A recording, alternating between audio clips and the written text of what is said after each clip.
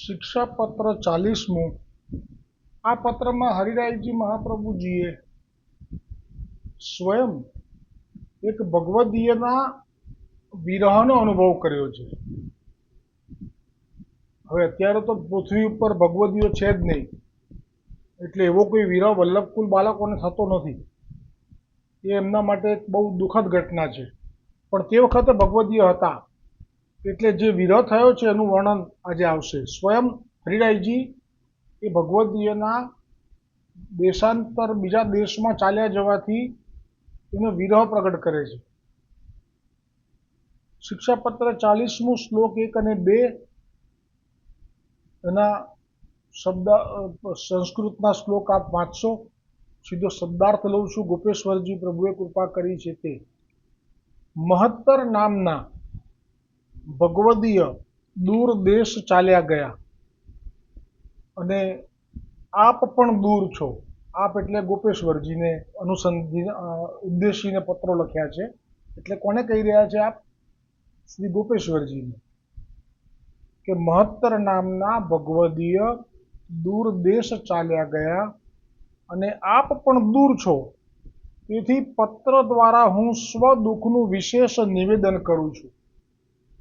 કૃપાબળથી હું કંઈક આપણા માર્ગના ધર્મને સમજું છું, તેથી એ ધર્મની અસિદ્ધિથી ઉત્પન્ન થયેલા હૃદય ક્લેશને કોણ દૂર કરશે?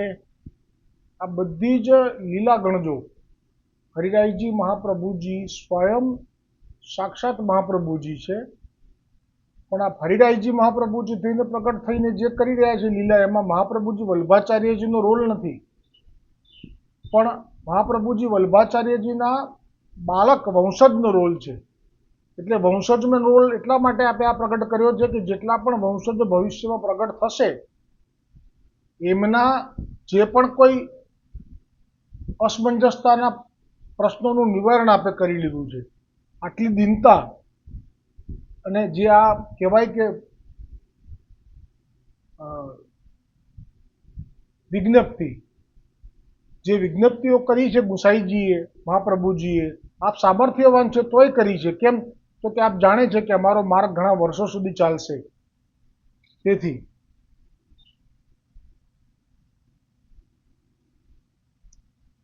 એટલે જેથી કરીને રેચન થાય બાળકોનું, અને એમને પણ જે ખેદ થઈ રહ્યો હોય, આવો ખેદ કે ધર્મની અસિદ્ધિથી ઉત્પન્ન થયેલા હૃદય ક્લેશને કોણ દૂર કરશે? એટલે તરત બાળકો એ પણ અનુભવ કરી લેશે કે શું હરિરાયજીને પણ આવું હતું? તો પછી આપણે હોય એમાં શું નવાઈ? તો હવે એનું સમાધાન શોધી લઈએ, આપે કૃપા કરીને કંઈક આમાં વિચાર્યું હશે। એટલા માટે જ શિક્ષાપત્ર એ ગોપેશ્વરજી પ્રભુને ઉદ્દેશીને લખાયેલો, સાથે સાથે આચાર્યકુલ બાળકોને ઉદ્દેશીને લખાયેલો ગ્રંથ છે। અને બળે શિક્ષાપત્ર એ ગોપેશ્વરજીએ આપે જ સ્વયં વળી પાછી શ્રમ લઈ શબ્દાર્થ વિવેચનથી પ્રગટ કર્યું છે। વિવેચન આપ વાંચી લેજો। પછીનો જે શ્લોક છે ત્રીજો, પ્રાય હરિરાયજી કહી રહ્યા છે ગોપેશ્વરજી પ્રભુને પત્રમાં, 40મા પત્રમાં ત્રીજા શ્લોકમાં, પ્રાય હું પાખંડીઓમાં મુખ્ય છું, એમ શ્રી હરિરાયજીએ હૃદયમાં, એમ શ્રી હરિએ હૃદયમાં વિચાર્યું છે। શ્રી હરિ જો કે દયાળુ છે, દીનવત્સલ છે, તો પણ મારી ઉપેક્ષા કરે છે। હવે આપણે માની શકીએ કે હરિરાયજી મહાપ્રભુજીની ઉપેક્ષા એ શ્રી ગોવર્ધનનાથજી કરી શકે, પણ આ લીલા છે। કેમ લીલા છે એ સમજાય એટલા માટે મેં વિસ્તાર પણ કર્યો આગળ। હવે આગળના શ્લોકમાં ચોથો શ્લોક, જેની હરિ ઉપેક્ષા કરે છે તેની સ્વજનો પણ ઉપેક્ષા કરે છે। ત્રીજા શ્લોકમાં આવ્યું ને કે હું પાખંડી છું એટલે શ્રી હરિ મારી ઉપેક્ષા કરે છે। પાખંડી એટલે આપણે જે કરી રહ્યા છીએ એ બતાવવા માટે કરી રહ્યા છીએ, વાસ્તવમાં આપણો તાર સંધાયેલો નથી, ક્રિયાત્મક કરી રહ્યા છીએ પણ અંદરથી આપણે જોડાયેલા નથી, એને પાખંડ કહેવાય। હવે આ શ્લોકમાં એમ કહે છે કે જો હરિ જેની ઉપેક્ષા કરે, કેમ કે પ્રભુને પાખંડ ગમતો નથી। આજે સેવામાં ક્રિયાત્મકતા હોય તો પ્રભુથી એ જીરવાય નહીં. પ્રભુ કે એના કરતાં તું ના કરે તો સારું, કારણ કે પાખંડ એ પ્રભુને શ્રમ આપે છે. એટલે હરિ ઉપેક્ષા કરે જેની પણ, તો હરિરાયજી એમ કહે છે કે તો તેની સ્વજનો પણ ઉપેક્ષા કરે. એટલે કે જે એના સગાવાલા હોય, જેમ કે મારા સગાવાલાએ મારી ઉપેક્ષા કરે છે હવે તો. તેથી હું કે જે માર્ગથી ચ્યુત છું, એટલે કે હું માર્ગથી મારું એટેચમેન્ટ જતું રહ્યું છે, વનસ્થ પુરુષની સમાન વિસ્મૃત છું, તો હું કોને શરણે જાઉં? એના માટે વિવેચન વાંચજો. વનસ્થ એટલે શું? બહુ સુંદર એનો દાખલો આપેલો છે કે વનમાં કોઈ એકલો પડી ગયો હોય અને ગાઢ વનમાં કંઈ આગળ રસ્તા ના દેખાતા હોય, કેડી માર્ગ કશું પણ, અને એ વખતે જે સ્થિતિ થાય એવી સ્થિતિ. 5મો શ્લોક, નિશ્ચય પ્રભુનો પણ દોષ નથી એમાં, કારણ કે પ્રભુ ગ્રહણ કરે એવા ગુણ મારામાં નથી. પણ પ્રભુ જેનું ગ્રહણ કરે છે તેના દોષના સમૂહનું વિસ્મરણ કરી ગુણનું જ ગ્રહણ કરે છે. આ કૃપા હરિરાયજીની. રેચન કરાવી લીધું આ. અને હવે આપ જ, કારણ કે આપ જાણો જ છો, તો પછી આપને કેવી રીતે આગળ જે કહ્યું એ પ્રમાણે ના અનુભવો થયા હોય? થયા જ ના. આપ જ સામર્થ્ય જાણો છો પ્રભુનું, કે પ્રભુ તો ગુણગ્રાહી છે.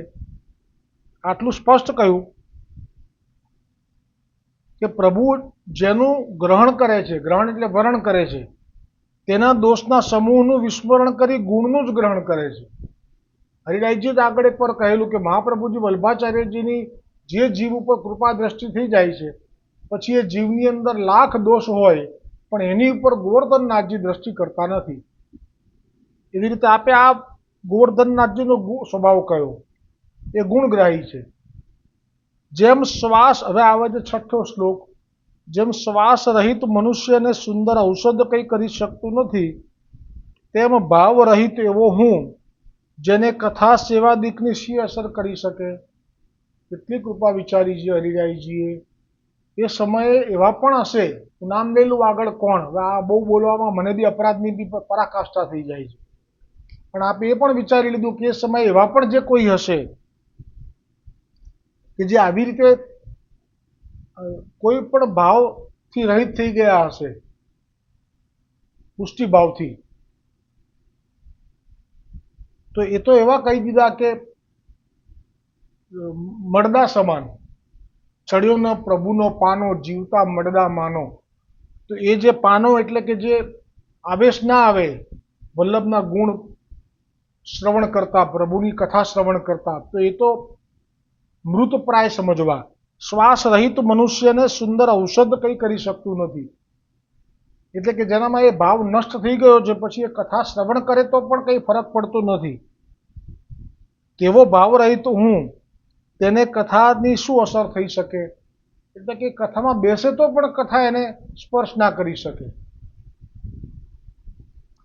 અને હવે 7મો શ્લોક છે, ઘણું કરીને એવી કથા પણ થતી નથી, અને તેથી હૃદયમાં તે સ્થિતિ પણ થતી નથી.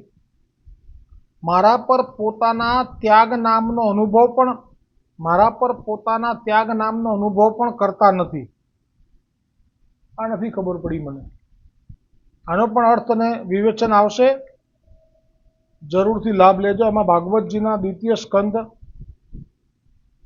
ના શ્લોક પણ રાખ્યા છે, એનો પણ શબ્દાર્થ મૂક્યા છે ગોપેશ્વરજીએ કૃપા કરીને.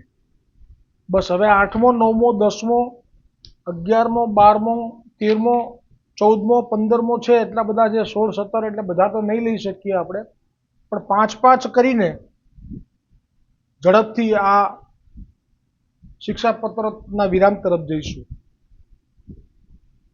પછી 41મો પત્ર આવશે એટલે વિરામ થશે.